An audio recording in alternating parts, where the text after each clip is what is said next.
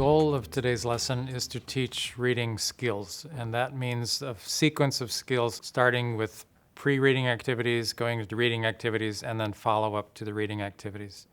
An important part of the pre-reading activities is to activate students' prior knowledge and to encourage prediction of what's coming. Good morning. Good morning. How are you today? To start the lesson today, I asked students questions about jobs, finding jobs, not only in this country, but in their own countries. And the purpose of that was to set the stage for the lesson and to introduce the topic. Mm-hmm. How do you find a job? How can I find a job? Computer? Oh. Online computer. Online? Yes. Oh, maybe I'll look on the internet. Huh? Yeah. Internet. Yes. Yeah. Good idea. Many jobs are on the internet. Mm-hmm. The purpose of that exercise is to kind of hook the students, to get them engaged in the topic, to relate the topic to their own lives, and to generate some of the vocabulary that's going to be needed. In your country, how do you find a job? Mm-hmm. Yeah. Friend. Only. Yeah, this is very important. We say a friend can recommend.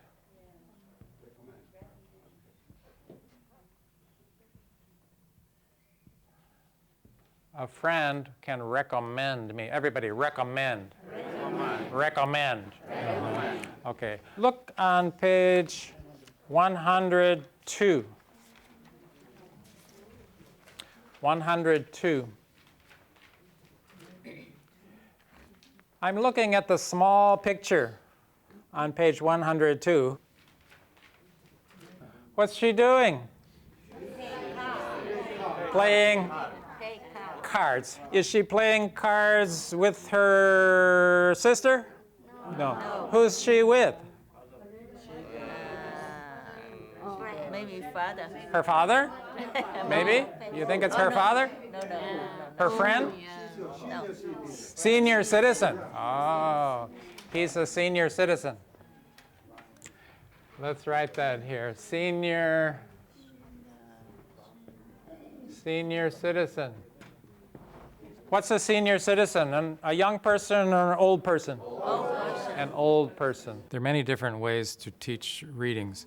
One way is for students to read silently. I also asked students to underline words that they didn't understand. We talked about those words and gave definitions. Again, recommend. Recommend. Recommend. Recommend. Do you remember I recommended him? Mm-hmm. Say good things or say bad things? Say good things. Recommend. Another way is for the teacher to play the audio tape and have students follow along. Listen and read. Dear Ms. Carter, I am writing this letter to recommend my student, Mai Lin Lam.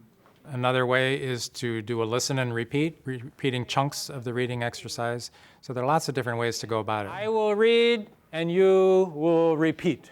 Mm-hmm. Are you ready? Mm-hmm. Everyone. Dear Ms. Carter. Again, Ms. Carter. Ms. Carter. I am writing this letter to recommend my student, Mai Lin Lam. Let me ask you some questions. As soon as the students finished reading, I did a comprehension check. There are different ways to check comprehension. One way is to ask or questions. Is Ms. Carter the writer or Elaine Maxwell the writer? Elaine Maxwell. Uh-huh.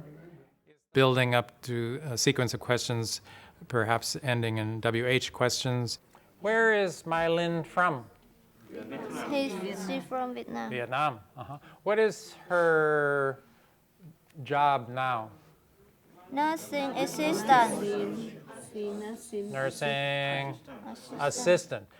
By asking these simple questions, I'm able to gauge how much of the reading the students were able to process the first time they went through it.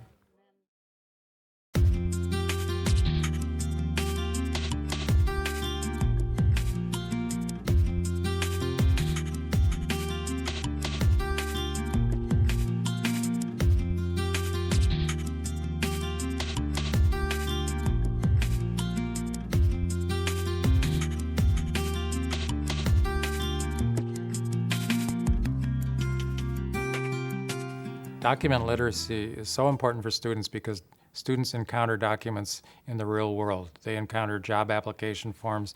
Every time they go to the DMV, they're going to get a form, and forms and documents are just a part of modern life.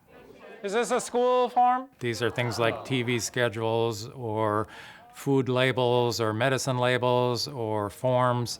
We need to be familiar with all of these. It says application for what?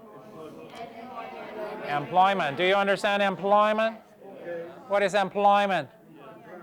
What is employment? A job. Yeah. Forms are documents that have different sections, different parts, and students need to first orient themselves to the document to know what the various components are. It's important to orient students to the schema of the form so that they have a general sense of what they're looking at. They need to realize that the document in this case has lines, it has sections, and first I had to orient them to the form itself. This is line 1. What's this? Line 2. What's this? Now, where do you put your name? On line 3? Where do you put your telephone number?